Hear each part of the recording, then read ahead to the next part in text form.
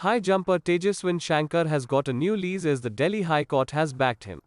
He might be able to take part in the Commonwealth Games at Birmingham later this year. In an exclusive chat with NNIS Sports, Tejaswin's representative Malak Bhatt said, "The court has noted our submission, which is that Tejaswin remains to be a good medal contender for the high jump category. Considering that there are only two jumpers better than him who are participating in the Commonwealth Games 2022. The High Court said Shankar's non-participation in the interstate championship shall not be the sole criteria for rejecting him and observed that he is a medal prospect and there should not be an ego issue."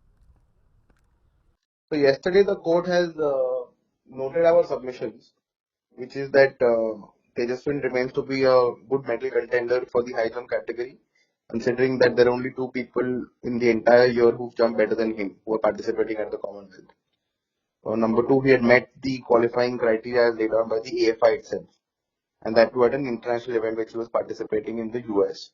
And three, he had sought for a specific exemption from the interstate competition.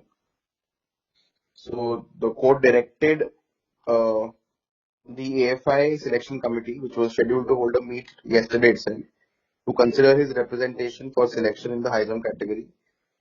Because high jump today is unrepresented by India at the CWG. So if he remains to be a good prospect, then they should not select him only on the ground that he did not participate in the interstate competition. So the specific direction passed to the AFI selection committee to consider his selection, and they have to get back to the court on their decision tomorrow, whether they select or not select. So let's see.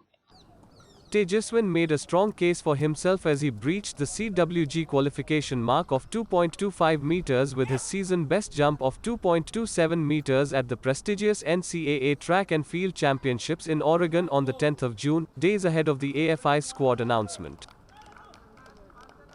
So we have to see what the court, our contention still remains the same, that having met all the criteria and having sought for an exemption, if you granted exemption to other athletes and not granted it to him, then that particular decision of the AFI remains arbitrary. So then we'll have to contest the matter on merits to say that he was well qualified to participate, and his non-selection by the AFI is an illegal exercise of their power. So it will have to be then struck down. So we'll have to contest the matter on merits, but I'm hopeful that some fruitful decision may come out.